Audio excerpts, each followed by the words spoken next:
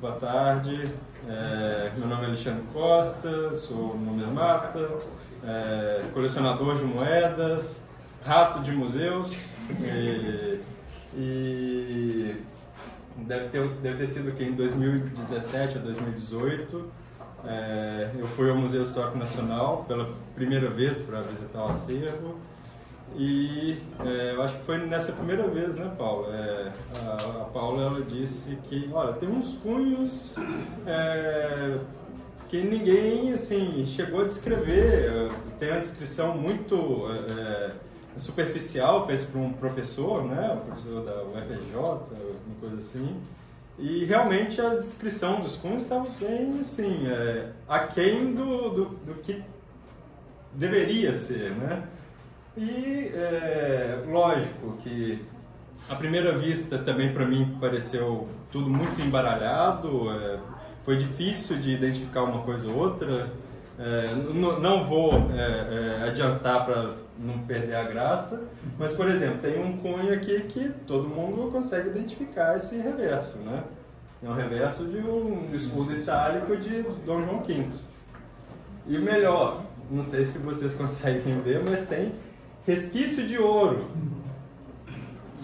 do disco que foi utilizado esse cunho.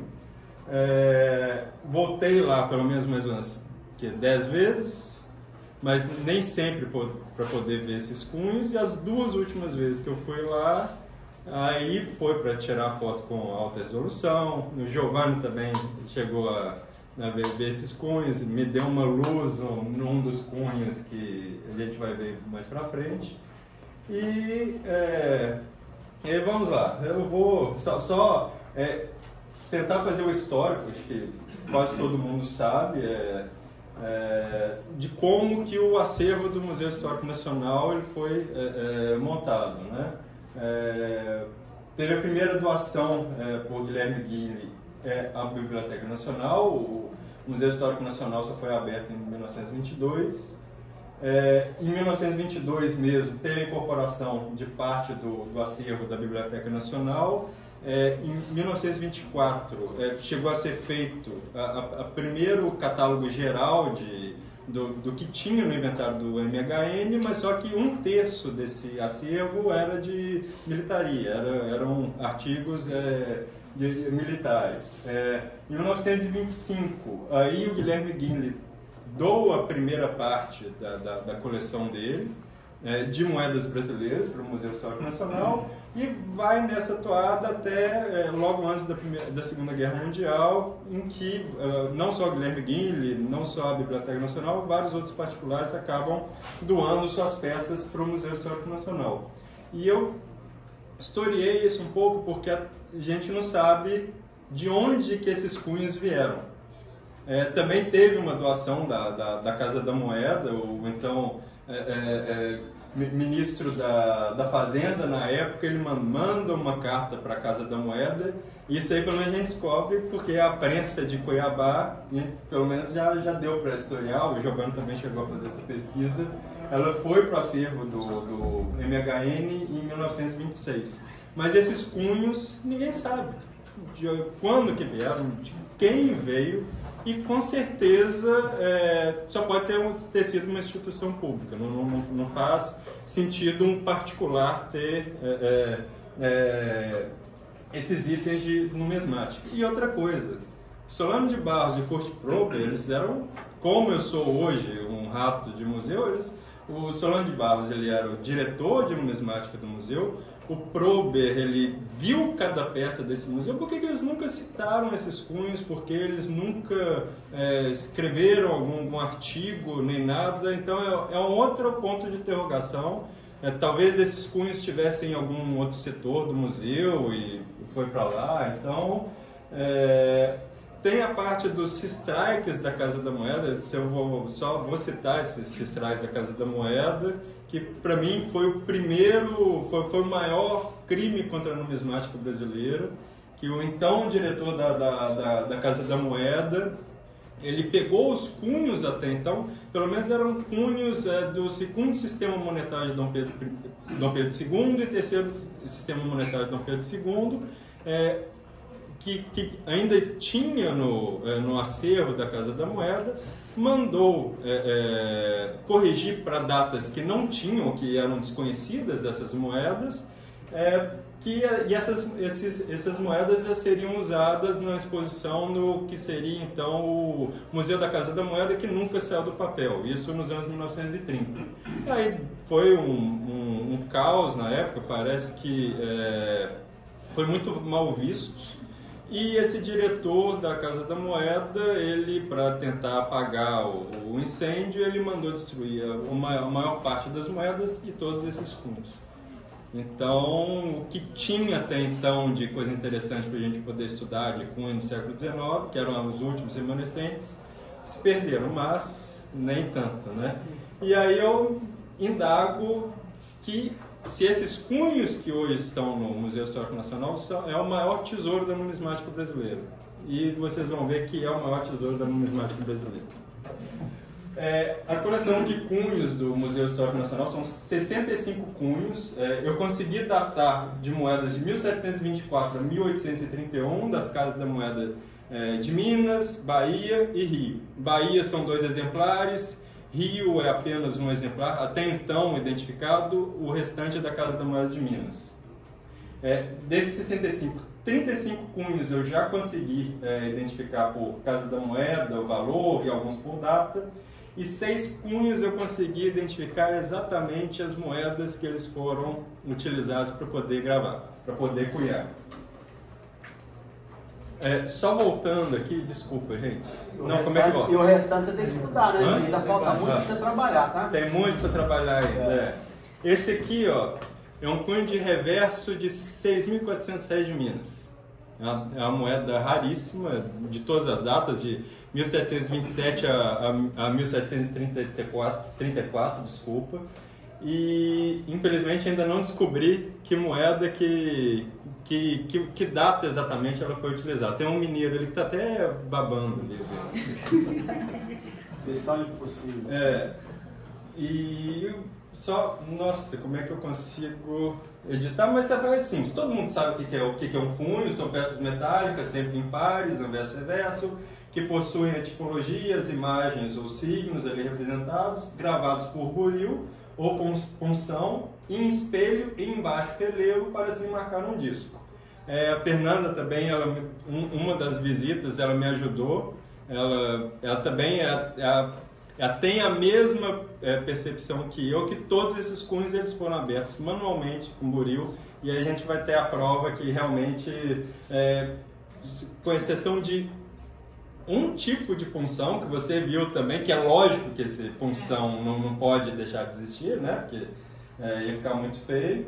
E os cunhos, eu fiz uma adaptação aos cunhos de época, né? Apresenta formato troncocônico, tronco piramidal ou cilíndrico, cilindros já são os mais modernos. E como durante o processo de cunhagem são golpeados com prensas mecânicas, os cunhos devem ser feitos de materiais resistentes, como bronze, ferro ou aço. Todos esses cunhos existentes no Museu Histórico Nacional, pelo menos 65 cunhos mais antigos, até 1831, todos de ferro fundido, lógico, né? Deteriorados por conta da ação do tempo, é ferro, né? É muito fácil de oxidar. E nos processos manuais de cunhagem, que não vem muito ao caso, isso é uma segunda pesquisa, o cunho de reverso costumava ser aquele que recebia os golpes diretamente. Então, tinha o desenho de um cunho num material, um martelo, alguma coisa mais forte, o disco ficava perfilado sobre esse reverso e a pessoa, o cunhador, ia lá e fazia, desenhava manualmente pela pressão. E o cunho de reverso, na época, né, isso é numismática antiga, né, era o que quebrava primeiro, era o que suportava mais o peso, não só do disco, como da pressão do cunho. E a gente vai ver muito cunho quebrado. Eu consegui ver cunhos quebrados e cunhos com rachadura de cunho. Então, é uma coisa interessante. E nesse caso, o cunho, esse aí eu sei de cor, então, nesse caso, o cunho era substituído, né? Ou, em alguns casos, ele era remodelado naquele trecho que ou quebrou, ou rachou, e também os cunhos poderiam ser reaproveitados, né? Por exemplo, na numismática brasileira é muito comum moedas com data corrigida. Então, passou um ano corrente, aquela moeda com data de, vamos supor, 1833, o cunho do último algarismo era corrigido para 34. Então, tem muita moeda com 34 sobre 33. Então, é um reaproveitamento natural do cunho, que é muito mais fácil você trocar um único trecho do que trocar tudo. E até uma outra coisa que nós conversamos, que esses cunhos eles já eram temperados, né? Então a dificuldade que devia ser, não só para tampar aquela parte, que com certeza devia desgarrar, né? com a pressão, e também a dificuldade do tempo, mas mesmo assim era muito mais fácil do que abrir um cunho inteiro, né? Esses são um exemplo de cunho que está no Museu Histórico Nacional. Engraçado que cada cunho tem um tamanho, tem um formato diferente, uns octogonais, outros quadrangulares. Então é outra pesquisa, que é a próxima pesquisa, né, para saber como é que era o encaixe desse cunho num balancinho. Alguns o Giovanni até também já sabe disso, alguns com algumas inscrições, que também é uma outra pesquisa que a gente precisa fazer. Isso aí a gente vai precisar do Walter para fazer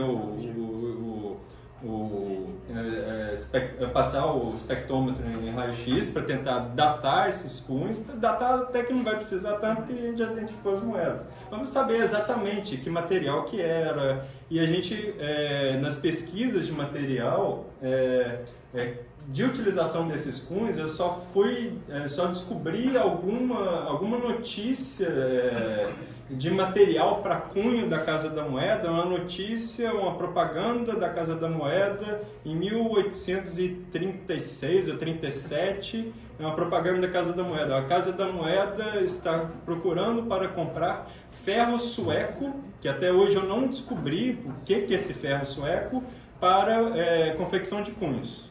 Então é uma pesquisa que a gente precisa fazer também. E infelizmente de 30% a 40% dos cunhos lá estão nesse estado. Simplesmente não dá para... vai ser muito difícil identificar o que é isso. Aí começa as surpresas, né? Porque os cunhos eles estão em baixo relevo, imagem invertida, né? Imagem de espelho, porque eles gravam a moeda que ficam... E todas as fotos a partir de agora, elas estão invertidas para a gente conseguir exatamente identificar que moeda que é. Essa moeda é um cunho de anverso de R$ 6.400, de 1828 da Bahia, uma moeda muito difícil de aparecer. Infelizmente, essa moeda eu não consegui encontrar, porque o cunho de anverso que aparece é o único até então, e se aparecer essa moeda, vai ser um bom achado, né? Infelizmente essa a gente vai ficar devendo por enquanto. Lógico que há outros lugares para poder visitar, mas isso aqui é uma moeda raríssima. Isso aqui são o quê? Não deve ter mais de 20 exemplares conhecidos. E o que é um punção, né? O punção aí não é em baixo relevo, é algo em alto relevo, né? Cada cunho era gravado ou aberto, né? Dependendo da forma, individualmente com buril ou punção. Às vezes o gravador usava compassos ou linhas incisas que o ajudava a traçar círculos ou manter a retidão em legendas e símbolos. E o gravador também poderia usar modelos para aprender a copiar o design daquele desenho. Isso era muito comum aqui no Brasil.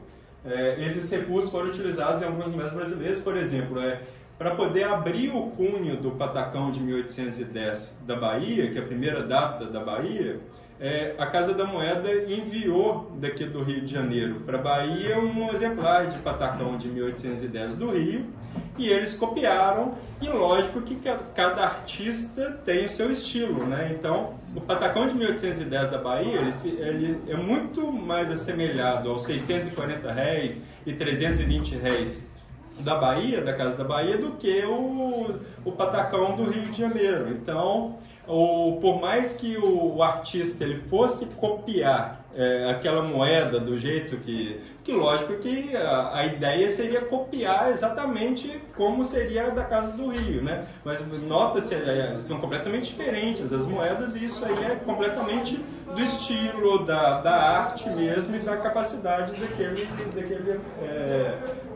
abridor de cunho.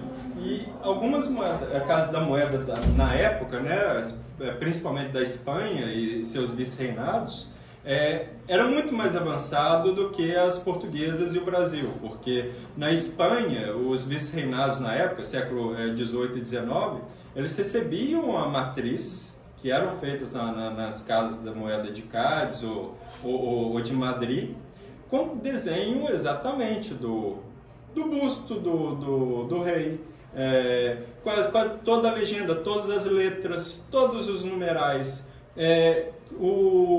a coroa espanhola inteira. Então chegava o gravador, o abridor de cunho, ou o responsável pela Casa da Moeda na época, ele só copiava aquilo que estava em baixo relevo, fazia ferramentas em alto relevo exatamente com aquele desenho, e com aquilo eles abriam um cunho muito mais fácil, e com buril eles faziam os retoques finais. Aqui no Brasil não, aqui no Brasil eles abriam tudo no buril.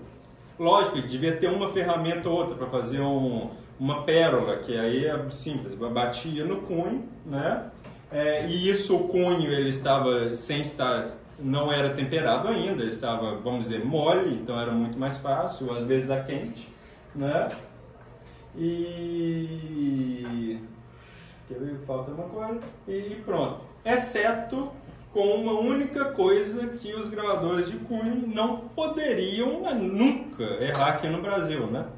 Que era o busto do rei português. E o rei português, olha que maravilha, tem simplesmente um punção de Dom João V de um 12.800, de uma dobra.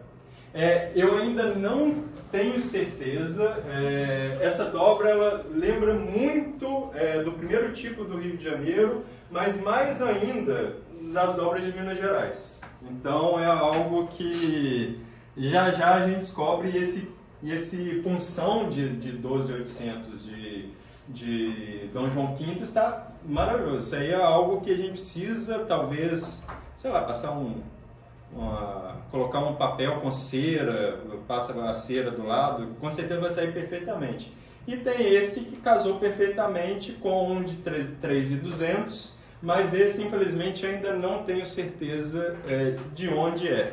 Se é de Minas, se é do Rio, se é da Bahia, então é algo para o futuro. E as principais descobertas até o momento, nem são essas, hein? Nem são essas que eu mostrei até então. Lógico que eu fui medir cunho por cunho ou punção por punção para poder facilitar a identificação de qual moeda. Vamos lá. Esse é um dos cunhos que está lá no Museu Histórico Nacional, que é um cunho de revés de R$1.600 de 1733 de Minas. É uma moeda, assim, não é raríssima, mas é uma moeda muito, mas muito escassa para aparecer. E lógico que eu comecei a fazer um trabalho paralelo, né? Semana passada eu voltei aqui no Museu Histórico Nacional para poder fotografar as moedas de ouro mineiras daqui. Essa semana mesmo, segunda-feira, eu fui para Brasília para poder fotografar as moedas mineiras do Museu de Valores do Banco Central. Então passei terça-feira inteira na frente do computador para ver se eu encontrava algo mais. E acabou que eu encontrei. Lógico que eu comecei um trabalho de variante dessas moedas, né? Assim, por mais que não sejam moedas com a população muito extensa, principalmente essa série das dobras de Minas, mas já é alguma coisa. Então, essa eu já apelidei, essa já tem uma classificação como variante 2A de R$1.600 de 1733. Eu achei um outro anverso, tá? que eu coloquei como um A, e essa eu coloquei como 2A. E aí olha as características, Fernando, olha que fantástico. Olha um erro de buril aqui, mesmo erro de buril no cunho. Olha a distância dos castelos dos castelinhos com os escudetes. Então, assim, essa falha no buril é primordial para poder identificar. Desculpa se eu também não consegui colocar exatamente assim no mesmo quadrante ou com o mesmo tamanho, mas eu fiz o possível para ser o mais perfeito possível. E aqui é uma coisa fantástica, né? Que a gente vê o resto de ouro que ficou no cunho, lógico que é embaixo relevo. Olha essa rachadura de cunho aqui passando, olha a mesma rachadura de cunho aqui. Então isso é fantástico, isso é uma outra forma de pesquisa de como que esses cunhos rachavam, o que poderia ser feito, por que eles rachavam. Então é mais uma pesquisa para a gente fazer. Esse é um cunho de anverso de 6.400 de 1733 de Minas, que é uma moeda... É difícil, mas não é não é das mais raras da série, né? E essa é a mais interessante de todas, porque é uma moeda raríssima. Eu encontrei até então, acho que 12 ou 13 exemplares, que eu fotografei pessoalmente, ou que foram leiloados aqui no Brasil ou lá fora. E eu encontrei 6 anversos dessa moeda, e esse teoricamente é um sétimo que eu não encontrei, e lógico que ele foi utilizado. Olha o resto de ouro aqui. Então ele foi utilizado e logo vai aparecer uma moeda também proveniente desse cunho. Elei, a inspiração tá boa? Tá bom. Então tá. Essa aqui é mais uma mais interessante, é um 407, 1734. Essa é uma moeda ultra interessante porque era um 1733 que foi corrigido para 34. Dá para ver, infelizmente, a qualidade do visor nos estados melhores, né? Mas é exatamente o mesmo cunho. Olha o tanto de ouro que está essa moeda é mínima, mal tem 1 centímetro, tem menos de 1 centímetro, se eu não me engano. E então tem todos os detalhes dela, então é exatamente a mesma moeda. E dá para ver o começo da rachadura de cunho. Infelizmente, essa variante que eu apelidei de 1A, porque é a única é a primeira com data corrigida, então eu coloquei ela como 1A. Infelizmente eu só consegui encontrar 2 exemplares. Essa moeda não é uma moeda muito rara, ela aparece, mas infelizmente essa variante especificamente eu só encontrei 2 exemplares e nenhum dos 2 exemplares tem essa rachadura de cunho aqui tão proeminente. Mas é um indicativo que realmente eles cunharam pouquíssimas moedas, porque essa rachadura de cunho aqui está muito proeminente, né? Então deve ter sido um cunho que não sobreviveu muito tempo. E isso aqui é outra coisa fantástica. Esse aí é crédito 100% do Giovanni, ele levantou a bola, eu só cortei. É um anverso de carimbo de Minas. 99% de certeza para mim que é a variante Nogueira da Gama 19, ou Guimarães 11ª, ou Flávio Rebouças 24ª. Outro ponto triste, se realmente é essa variante, porque é uma variante de carimbo de Minas que não se conhece sobre barra. Então a gente não sabe para onde que esse cunho de carimbo de Minas, quais das casas de fundição ele foi enviado para poder ser reaproveitado em barras de ouro. Aqui agora outra coisa mais fantástica. O 4.000 réis de 1828 da Bahia, até então é a variante única. E o Museu Histórico Nacional talvez seja o cunho mais perfeito que possuem lá. É exatamente dessa moeda, e o cunho está mais bonito que todos os exemplares de 4.000 réis de 1828 da Bahia que eu já vi. Então a gente já pode cunhar alguns, hein, Paulo? O que você acha? E aí tem detalhes interessantíssimos, que é essa marca logo em cima do 2, esse aqui é acento agudo, né? Como se fosse um acento agudo. E tem, infelizmente, aqui a resolução não está das melhores, pelo menos na tela. tem exatamente a mesma marca, o 8 aberto, vamos ver outra característica interessante, o ponto de brás muito próximo ao D, então é exatamente o mesmo cunho, tá? Então, e é engraçado, né? Até então nós vimos um exemplar de moeda da Bahia, vários exemplares de moeda de Minas, e assim, não faz sentido uma pessoa ter vários cunhos de casa de moeda de Minas, 2 da Bahia, nós vamos ver um do Rio mais para frente. Então, ou esses cunhos foram para algum lugar, ou para a Casa da Moeda, ou, sei lá, para a Biblioteca Nacional e receberam. Mas é engraçado, por que o Prober e o Solano de Barros não viram isso? E nunca escreveram algo a respeito? Aí, esse é submoeda, esse é cobre, não tem graça, tô brincando, mas é o 1831 do Rio. Eu cheguei até a mandar para um amigo, pro Maier, para ver se ele descobria a variante, mas ele ainda não descobriu. E esse é engraçado que dá para ver que é um cunho que foi descaracterizado. Isso aqui são marcas que tentaram destruir esse cunho, lógico, para não ser mais utilizado. Esse é o único exemplar de moeda da Casa da Moeda do Rio, pelo menos até Dom Pedro II, conhecido, né? Infelizmente. É engraçado e ótimo, né? Tem uma rachadura de cunho interessantíssima aqui que eu acho que vai ser muito fácil identificar essa moeda se aparecer um exemplar dela para a gente fazer a comparação. E agora tem mais coisa interessante.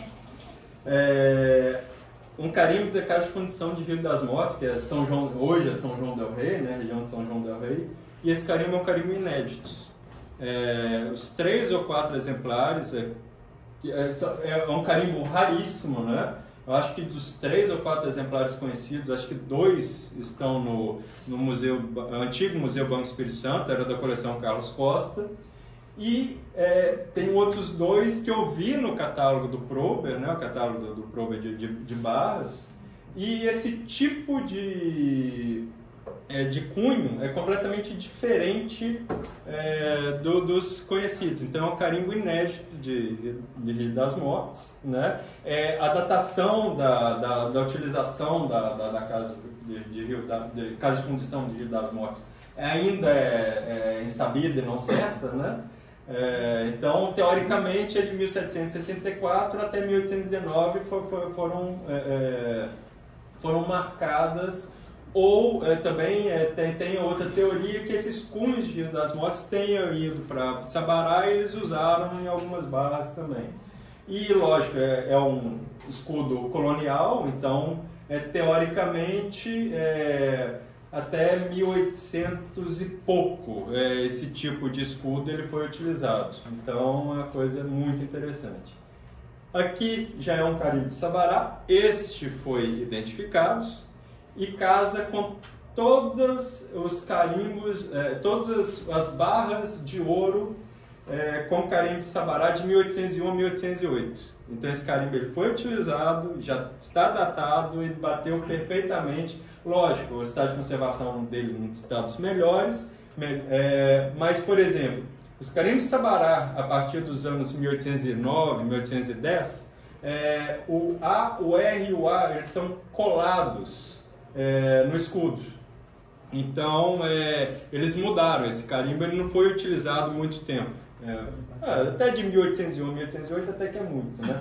E outra coisa muito interessante que a gente precisa fazer o estudo, eu também fotografei as barras de ouro do Museu Histórico Nacional, do Museu de Valores. As barras, com certeza, elas eram pressadas com carimbo a quente, não sei, incandescente, talvez para facilitar, porque o cunho ele não fica perfeitamente. Vocês sabem aquele aspecto de fundição, a moeda fundida, como é que fica? Como se fosse com alguns relevos, uma certa porosidade.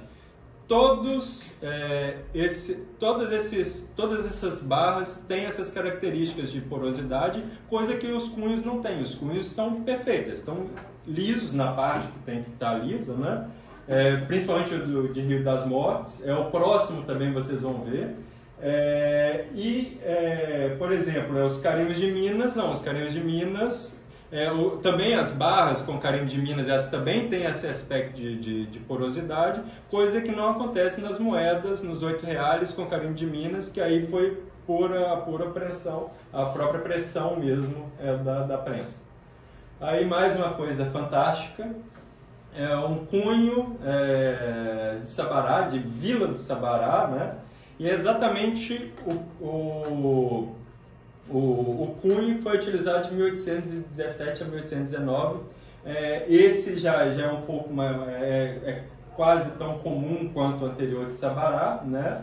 E é exatamente o mesmo cunho do acervo do Museu de Valores do Banco Central. Aí vocês veem todas as características, a altura do ponto em relação a esse traço, a coroa bateu tudo perfeitamente. Então, é exatamente o mesmo cunho. Todos os detalhes aqui dos vermelhos idênticos. Então, é algo assim, inimaginável, né? E o melhor, né? Que as barras de ouro são datadas, né? Isso aí facilitou muito o trabalho. Lógico, a dificuldade de achar esses exemplares, né? Mas facilitou demais o trabalho. E não podia deixar de ter um reverso.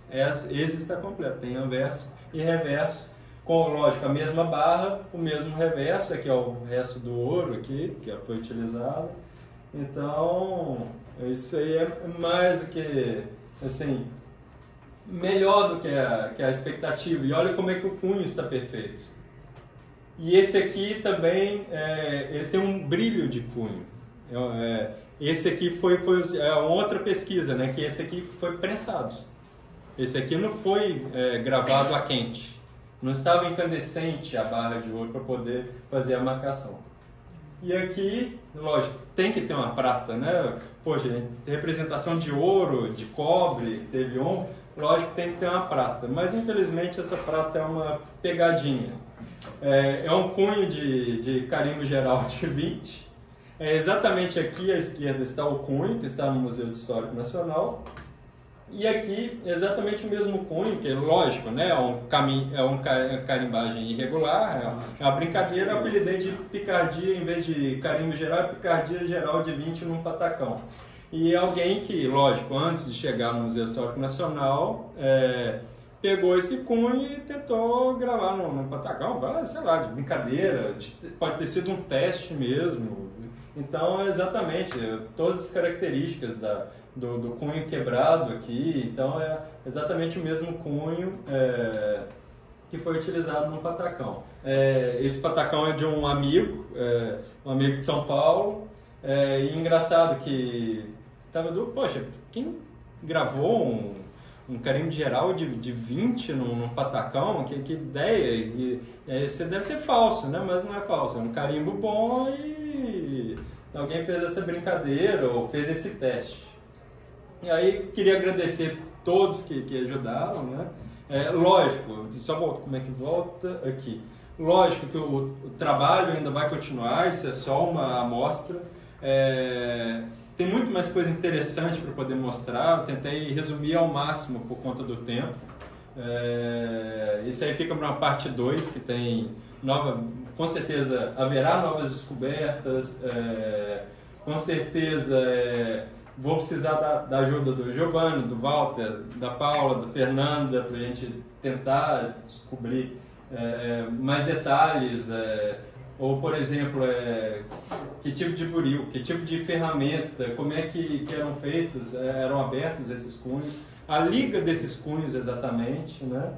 E queria agradecer a Paula, toda a equipe do Museu Histórico Nacional, o Denis, toda a equipe do Museu de Valores, o Giovanni, o Irley e o Gustavo, que são amigos que ajudaram com as moedas, a Fernanda também, que deu luz em relação ao buril. E só fazer uma propaganda da concorrência, mas são irmãos, co-irmãos. O Denis pediu fazer propaganda do... Pois é, cara, absurdo. Do Tainacan também.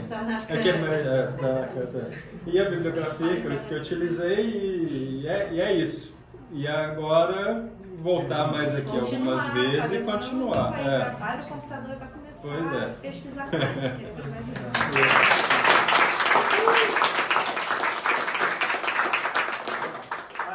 Bom, vai abrir para perguntas? Pode, se souber responder. A gente tem mais. Eu também tenho muita pergunta. A maioria eram abertas em ferro. Ferro fundido. E isso causou um aceleramento da deterioração ou um mau armazenamento? Não, era natural usar ferro fundido. Mas aí também, Rio de Janeiro, sim, mas muita umidade. Tá,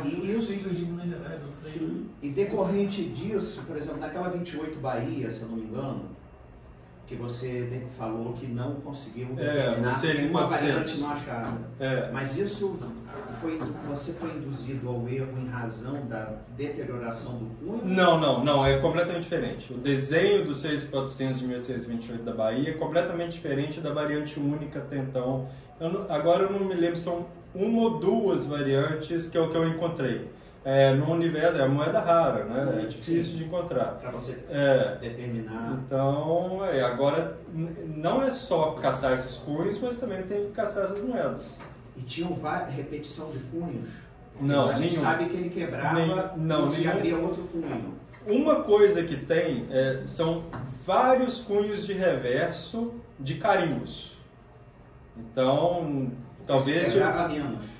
Não se sabe. Talvez foram os que sobreviveram, não se sabe. Ou os que não foram completamente descaracterizados para não ser utilizados. Sim. Então, aí eu tenho 30 carimbos lá que eu vou precisar, ou quem quiser ajudar também, quebrar muita cabeça para tentar descobrir o que é. E lógico, tem que ter alguma bagagem. Eu era quase analfabeto em moeda de ouro. Comecei a estudar para poder tentar ajudar na identificação desses cunhos. Valeu, né, para mim. Sim, tudo vale. Faculdade. E mais pergunta, flamenguista? Não. Obrigado.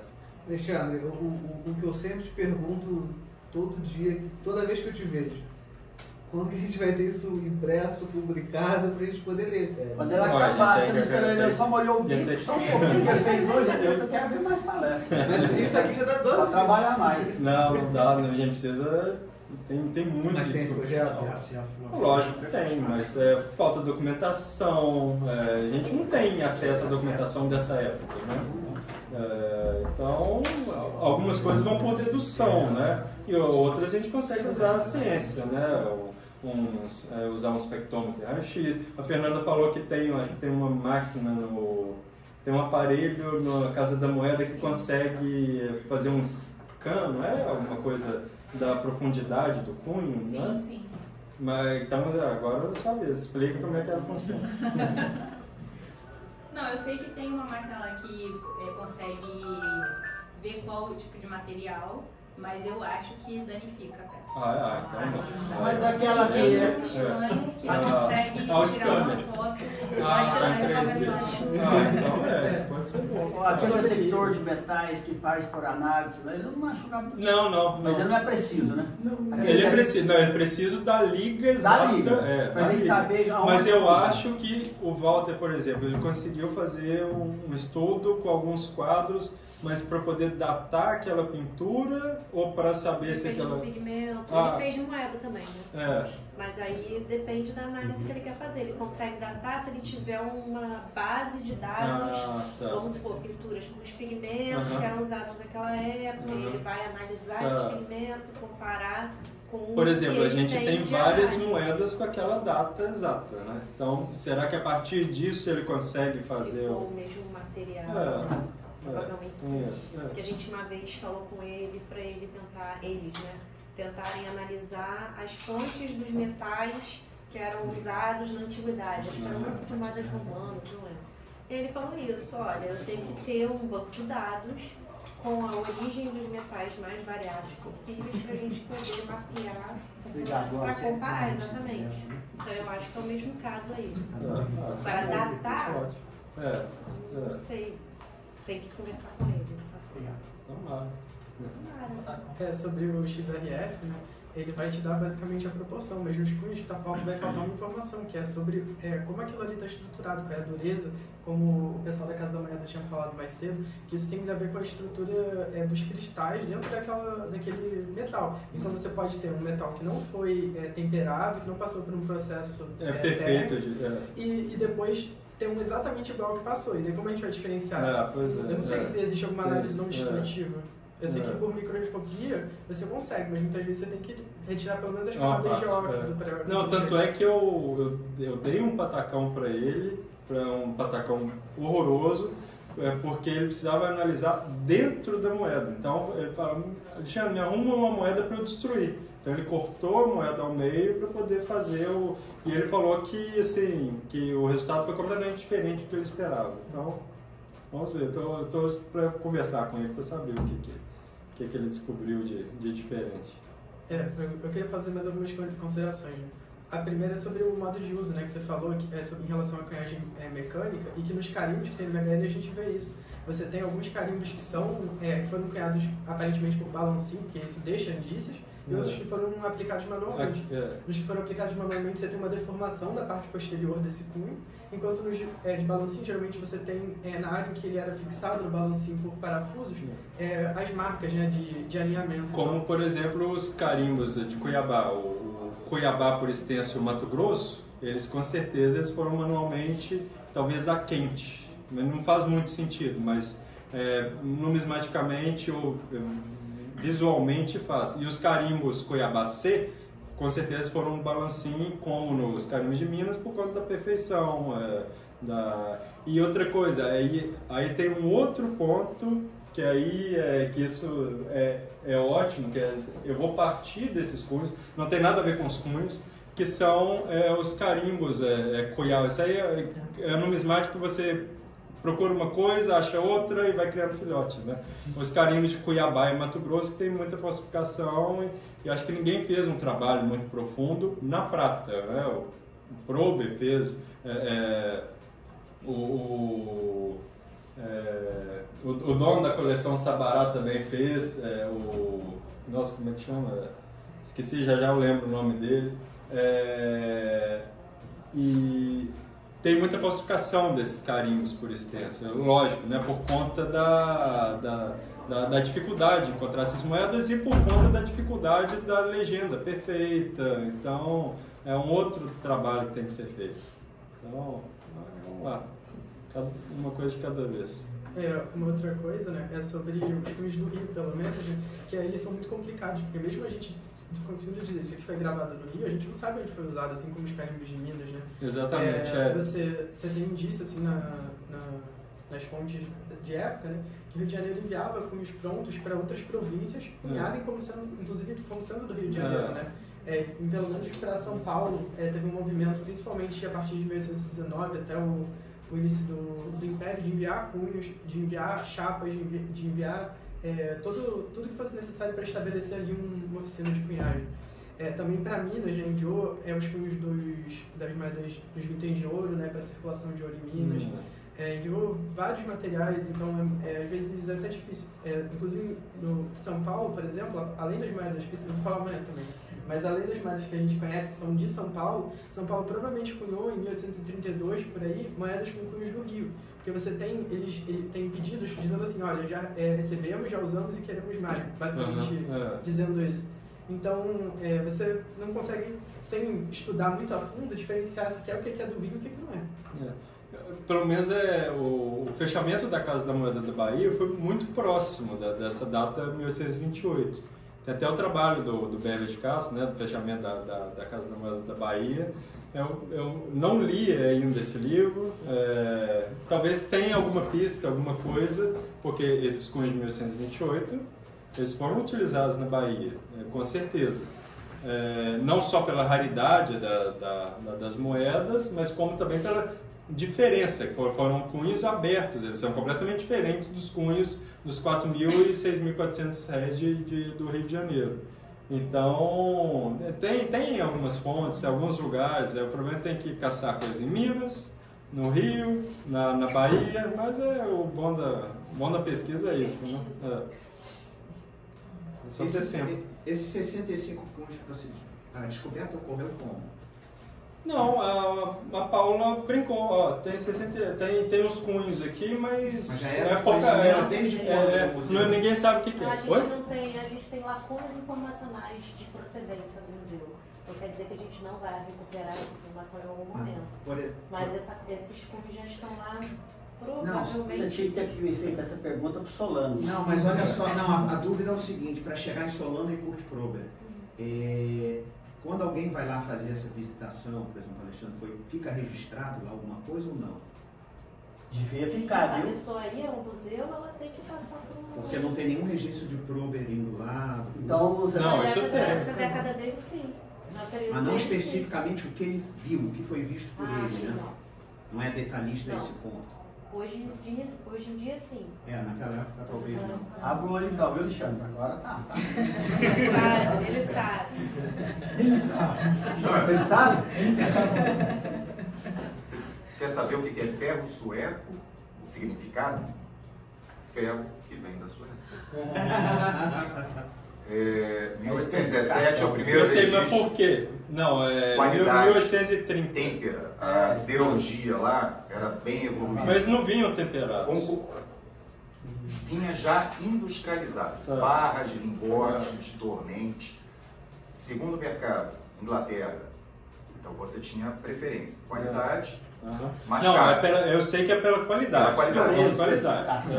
Primeiro registro no site aqui da... Até como você... 1817. Daí pra frente vai embora. É matéria-prima, é commodity. Todo mundo compra. Na hora de escolher produto de qualidade, a gente precisa de qualidade. Vai para onde?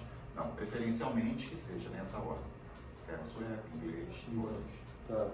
Então o sueco já era famoso na época por ser o de melhor qualidade. Biblioteca Nacional. Primeiro registro que eu encontrei aqui. 1817. Tá, eu encontrei em 1850. Não pro cunho, estou dizendo. Matéria-prima. Tá. Ainda bem que tem os universitários aqui. Complementou bem. Acabou? Mas eu acho que sim. Então, obrigado.